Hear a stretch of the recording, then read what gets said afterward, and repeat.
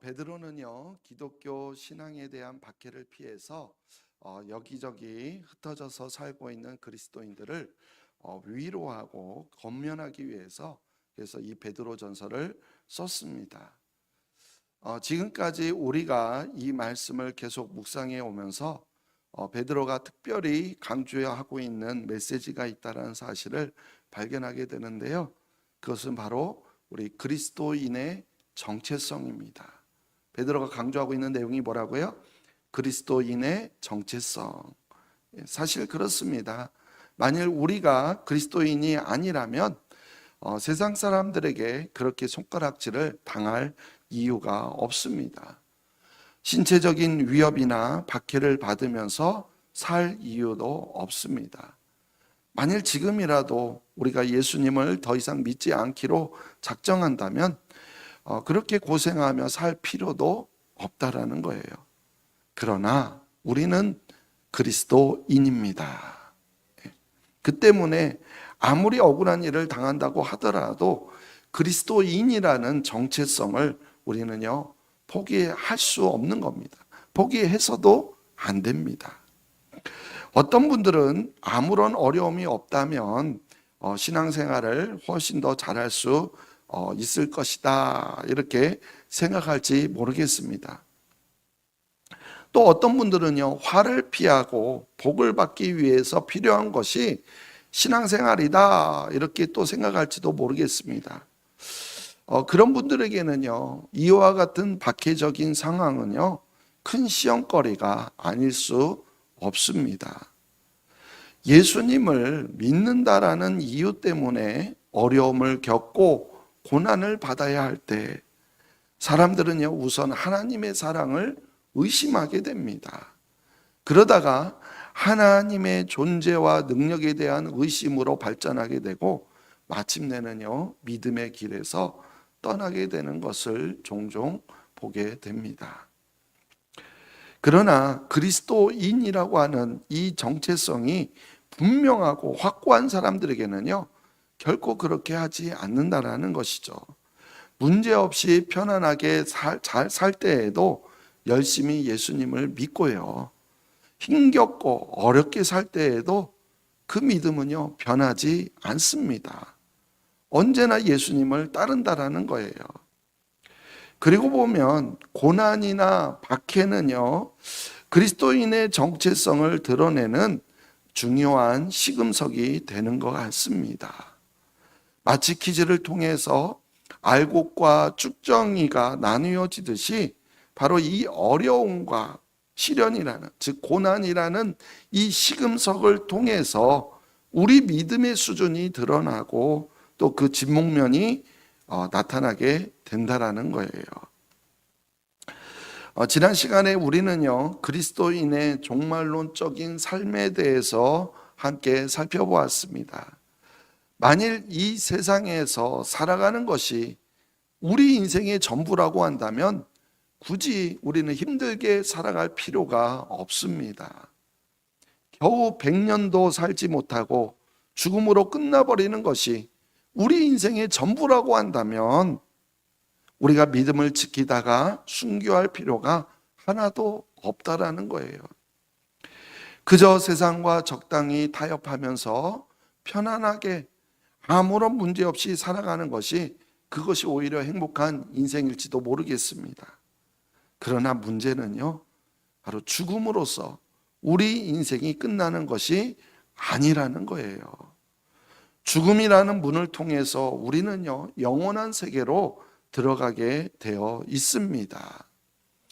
이 세상에서 예수님을 잘 믿으며 살던 사람에게는 물론 영생이 주어지지만 그렇지 않은 사람들에게는요 영벌이 주어진다라는 거예요.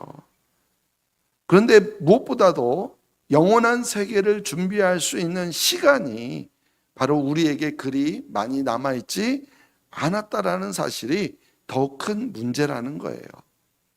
언제 우리 주님이 다시 오실지 아무도 모르고요. 또한 우리에게 허락된 시간이 언제 끝날지도 우리는 아무도 모르기 때문입니다. 그래서 베드로가 이렇게 말했죠. 만물의 마지막이 가까이 왔다. 만물의 마지막이 가까이 온 줄 믿습니까? 우리가요, 좋든지 싫든지 간에, 또 준비되었든지 준비되지 않았든지 간에 우리 모두는요, 조만간 인생의 마지막을 맞이하게 되어 있다라는 거예요. 그렇다면 이 종말의 때를 우리가 어떻게 살아가야 할까요? 우리 지난주에 나눴었죠? 정신을 차리고 기도하며 살아야 한다라고 했습니다. 또한 뜨겁게 서로 살아가며 살아야 한다라고 했어요. 그리고 각각 하나님께서 주신 은사, 하나님으로부터 받은 은사를 사용하여서 서로를 섬기면서 살아가야 한다라고 했습니다. 바로 이것이 영생을 준비하는 우리 그리스도인의 삶의 모습이라고 했습니다. 자, 오늘은요, 그 뒤를 이어서 그리스도인의 즐거움에 대해서 함께 살펴보려고 합니다. 신앙적인 박해를 견디면서 또 경제적인 어려움들을 참아내면서 우리가 그래서 이 세상을 살아가는 것이 힘겹게 살아간다고 할 때, 그러면 우리 그리스도인의 삶이 언제나 인상을 찌푸리며 한숨만 푹푹 쉬면서 살아가는 것일까요? 그것이 아니라는 거예요. 아무리 우리가 박해를 견뎌내면서 살아간다 하더라도 억지로 참으면서 살아가는 것이 아니라는 거예요. 물론 우리에게는요, 세상적인 즐거움은 없을 겁니다. 세상 즐거움이 없을지 몰라요. 그렇지만 우리에게는요, 세상이 알지 못하는 즐거움, 바로 영적인 차원의 즐거움이 우리에게 있다라는 거예요. 그래서 오늘 말씀을 통해서 그 영적인 차원의 즐거움을 우리가 함께 나누려고 하는데요, 세 가지만 함께 나누도록 하겠습니다. 우리는 어떤 영적 즐거움이 있을까요? 그 첫 번째 즐거움은요, 바로 그리스도의 고난에 참여하는 것입니다. 그리스도의 고난에 참여하는 것이 바로 영적 즐거움이라는 거예요. 우리 오늘 본문 베드로전서 4장 12절 13절 말씀 함께 읽어보겠습니다. 사랑하는 자들아, 너희를 연단하려고 오는 불시험을 이상한 일 당하는 것 같이 이상히 여기지 말고 오히려 너희가 그리스도의 고난에 참여하는 것으로 즐거워하라. 이는 그의 영광을 나타내실 때에 너희로 즐거워하고 기뻐하게 하려 함이라. 아멘. 베드로는요, 초대교회 성도들이 당하고 있는 박해와 고난을 무엇으로 표현하고 있죠?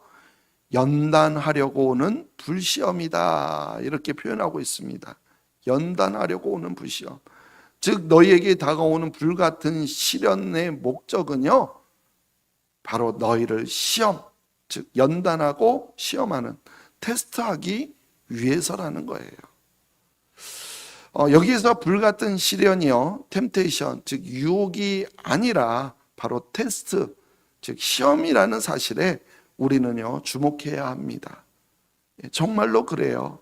똑같은 종류의 시련임에도 불구하고 그것이 어떤 사람에게는요, 유혹이 될 수도 있고요, 또 어떤 사람에게는 시험이 될 수도 있다라는 거예요. 작은 어려움에도 하나님에 대한 믿음을 포기하려고 하는 사람에게는요, 불같은 시련은요, 믿음의 길에서 완전하게 떠나게 만드는 유혹으로 작용될 수 있어요. 그러나 어떤 일이 있더라도 끝까지 믿음을 지킬 준비가 되어 있는 사람에게는 오히려 그 시련이 바로 시험에 합격하는 기회가 될 수도 있다라는 겁니다. 그렇습니다. 우리 그리스도인의 신앙생활에 있어서 우리가 당하는 시련의 목적과 그 이유를 우리가 잘 모르면, 알지 못하면 하나님을 쉽게 원망하게 되거나 아예 믿음을 포기하는 유혹에 빠지게 된다라는 거예요.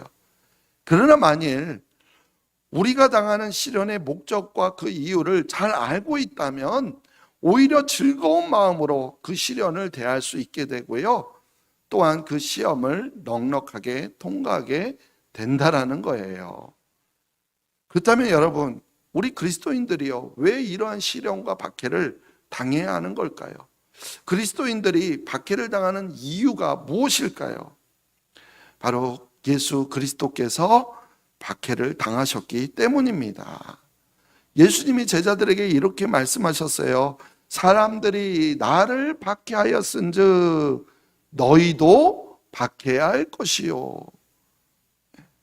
예수님은요, 세상 사람들에게 박해를 당했어요. 마찬가지 너희도 어떻게 할 것이다? 박해할 것이다. 그거예요. 그리스도께서 고난을 당하셨기 때문에 우리도 고난을 당할 수밖에 없다라는 겁니다. 박해를 당하셨기 때문에 우리도 박해를 당할 수밖에 없다라는 거예요. 근데 바로 그것을 베드로는요, 오늘 말씀에서 뭐라고 표현하냐면 그리스도의 고난에 참여하는 것이다, 이렇게 표현하고 있어요. 우리가 박해를 받는 것 뭐라고요? 그리스도의 고난에 참여하는 것이다. 그러면서 이것을 어떻게 하라고 말해요? 이것을 즐거워하라, 이렇게 권면하고 있다라는 거예요. 여러분, 그리스도의 고난에 참여하는 것을 즐거워하시기 바랍니다. 아멘 소리 크지 않을 줄 알았어요. 제 말이 아니고 하나님의 말씀입니다.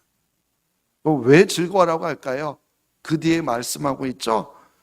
우리가 이걸 알면 돼요. 이걸 모르기 때문에 우리는 박해를 즐거워하지 않는 거예요. 뒤에 뭐라고 말하고 있습니까? 그의 영광을 나타내실 때, 바로 주님이 재림하실 때를 말하는 거죠. 그때 우리는 즐거워하고 기뻐할 수 있게 되기 때문에, 그래서 박해를, 그리스도의 고난에 참여하는 것을 즐거워하라 라고 말하는 거예요. 그렇지만 예수님 때문에 당하는 시련으로 인해서 도중에 믿음을 포기하는 사람들은요, 주님이 재림하시는 날이, 재림하실 때 기뻐할 수 있을까요, 없을까요? 그때 기뻐할 수 없겠죠. 오히려 후회하고 통곡하게 될 겁니다.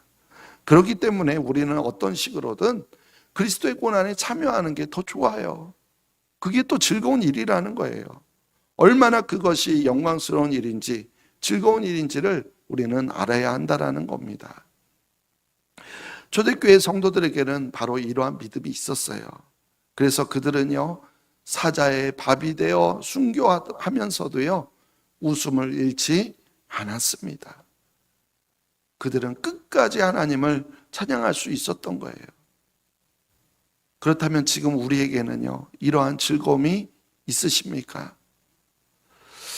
두 번째 즐거움은요, 그리스도의 치욕에 참여하는 것입니다. 그리스도의 고난에 참여하는 것이 즐거움이라고 했는데, 이제는 더 나아가서 그리스도의 치욕에 참여하는 게 즐거움이래요. 한번 오늘 본문 14절로 16절 읽어볼게요.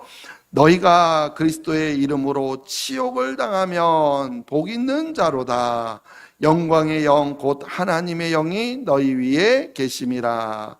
너희 중에 누구든지 살인이나 도둑질이나 악행이나 남의 일을 간섭하는 자로 고난을 받지 말려니와, 만일 그리스도인으로 고난을 받으면 부끄러워하지 말고 도리어 그 이름으로 하나님께 영광을 돌리라. 아멘.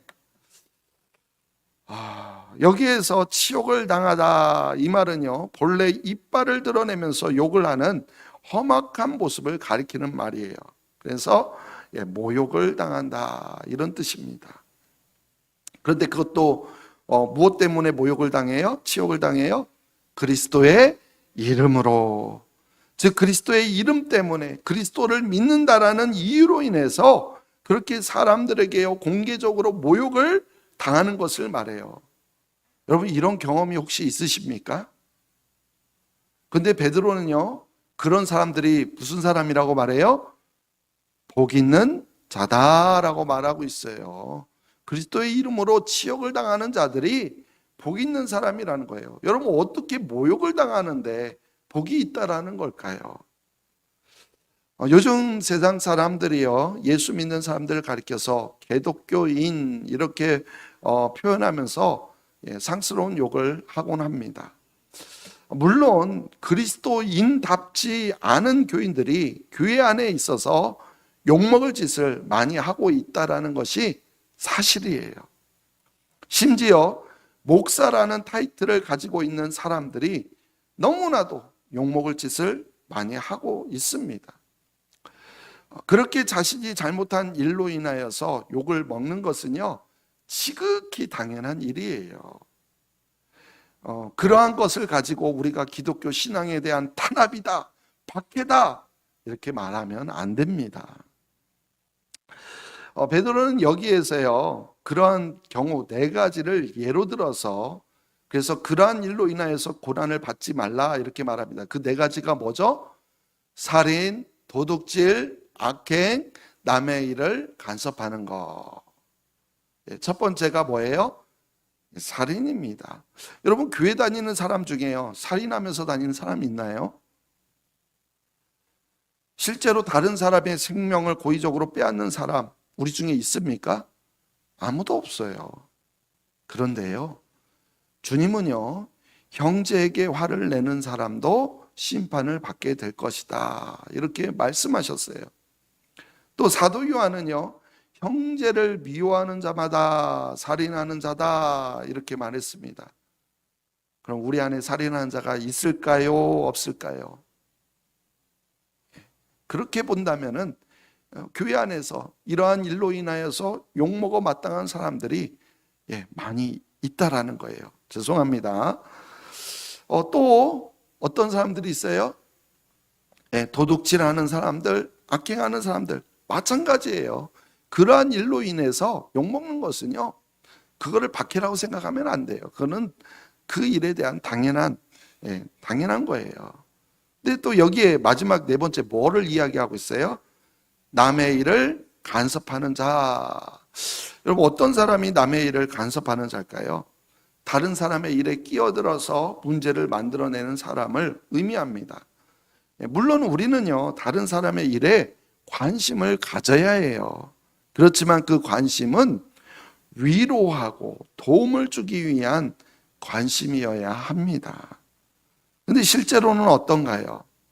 흉을 보거나 불필요한 말을 퍼뜨리기 위해서 끼어드는 사람들이 있다라는 거예요.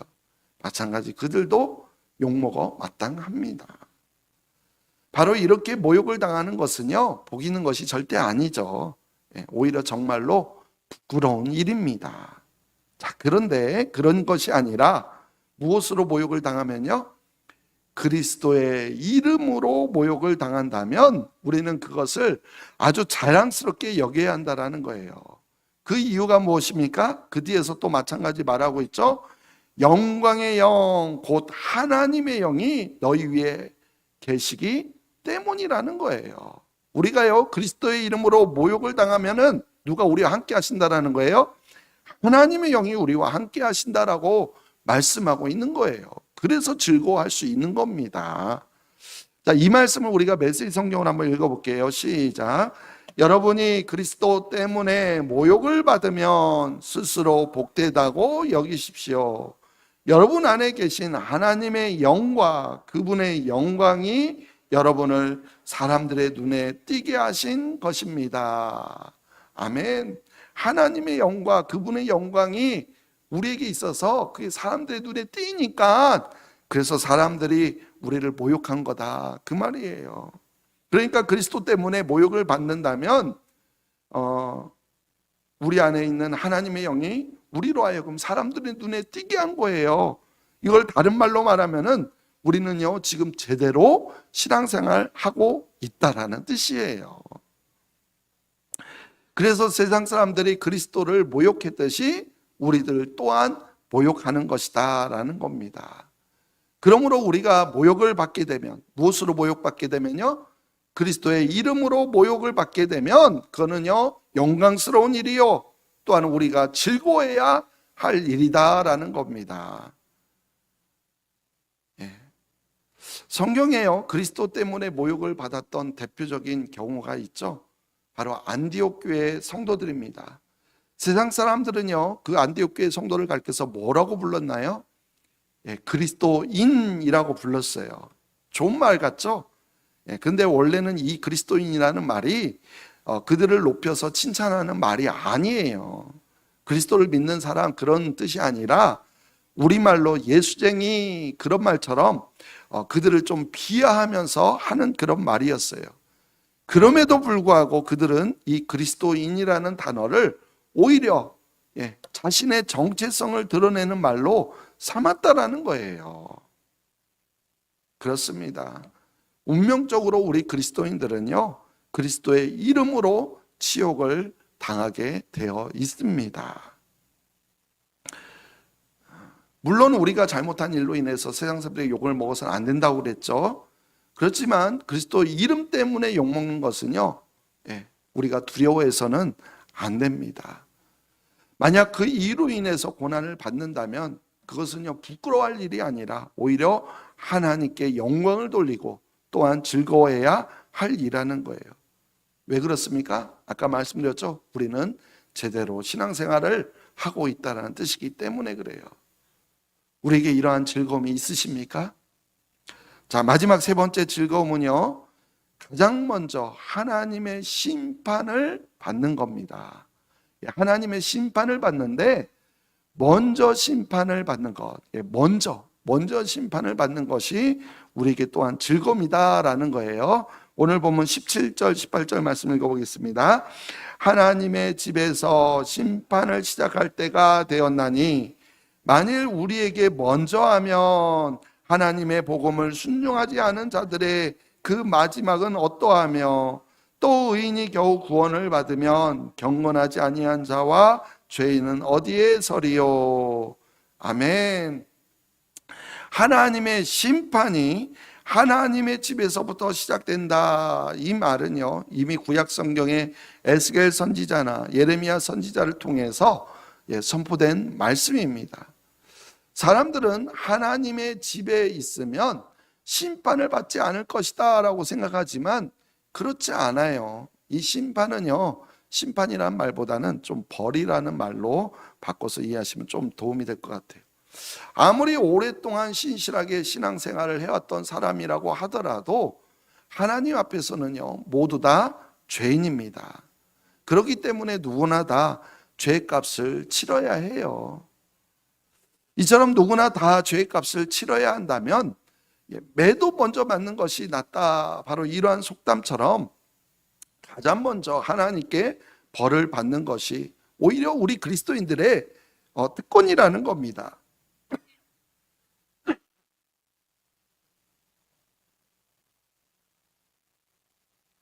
죄송합니다.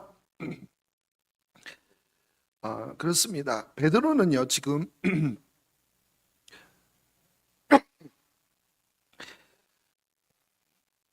그리스도인들이 당하는 고난은요, 오히려 이 세상에 대한 하나님의 심판이 시작되었다. 바로 이렇게 설명하고 있는 거예요. 우리가 아무리 하나님의 말씀대로 살았다고 하더라도 우리가 완전할 수 있습니까? 우리에게 여전히 부족한 모습이 있어요. 그것에 대해서 만약에 하나님께서 엄격하게 잣대를 대어서 심판을 하시거나 또 심하게 책망을 하신다고 하더라도 우리는요, 어쩔 수가 없어요. 그런데 하나님께서 우리를 맨 먼저 세우셔서 적당하게 심판하며 끝내주신다라는 거예요. 바로 이 말씀이 그런 말씀이에요. 좀 먼저 매 맞고 끝나게 해주신다, 그런 의미를 갖고 있어요.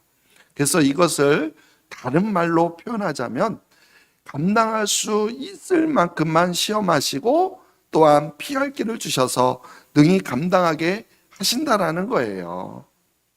우리 고린도전서 10장 13절 말씀 같이 읽어볼까요? 시작.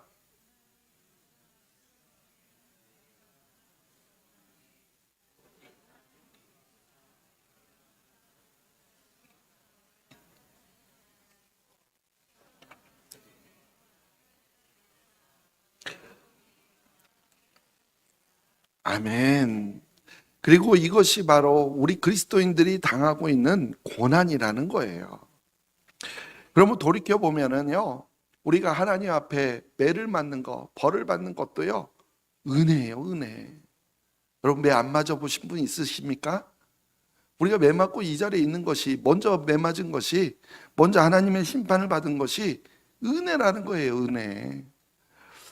왜냐하면 하나님은 그 매를 통해서 우리를 멸망시키는 게 아니거든요. 망하게 하지 않으십니다. 하나님은 우리를 때려서라도 어떻게든 고치시고 구원하기를 원하세요. 그래서 우리는 하나님 앞에 먼저 심판을 당해도요, 그거는 우리에게 기뻐할 이유가 된다라는 거예요. 그래서 하나님의 뜻대로 받는 고난은 오히려 우리에게 약이 되는 겁니다. 그러므로 가장 먼저 하나님의 심판을 받는 것도 우리에게는 즐거움이 되는 겁니다. 근데 이와 같은 즐거움들은요, 하나님을 알지 못하는 세상 사람들에게는 도저히 이해할 수 없는 것들이죠. 아니, 화를 피하고 복을 받겠다고 기복적인 신앙생활을 하는 사람들도요, 이러한 즐거움은요, 절대 이해할 수 없는 거예요. 그렇습니다. 하나님은 결코 우리에게 의미 없는 고난을 주시지 않아요. 모든 고난에는 목적과 이유가 있습니다. 그것을 깨달아 알고 나면 우리는 베드로처럼 모든 일들 속에서 하나님이 주시는 즐거움을 발견할 수 있을 겁니다. 우리 그리스도인들은요, 고난을 두려워하지 않는 사람들이에요. 오히려 고난을 통해서 영적인 즐거움을 발견하는 사람들입니다. 바로 이러한 그리스도인들을요, 세상 사람들은 감히 감당할 수 없는 겁니다. 그러므로 우리가 그리스도인으로서 고난을 받으면 두려워하거나 또한 부끄러워하거나 또한 억울해하는 것이 아니라, 제발 좀 억울해하지 마세요. 오히려 그 이름으로 하나님께 영광을 돌리시기를 소망합니다. 오늘 본문 가운데요, 우리 16절 말씀만 다시 한번 읽어볼까요? 만일 그리스도인으로 고난을 받으면 부끄러워하지 말고 도리어 그 이름으로 하나님께 영광을 돌리라. 아멘. 그러므로 우리 모두가 그리스도의 고난에 참여하는 것을 즐거움과 특권으로 삼고 그 어떤 고난도 넉넉히 이겨내며 끝까지 믿음의 길을 달려가는 우리 모두 진짜 그리스도인들이 되시기를 간절히 소망합니다. 아멘.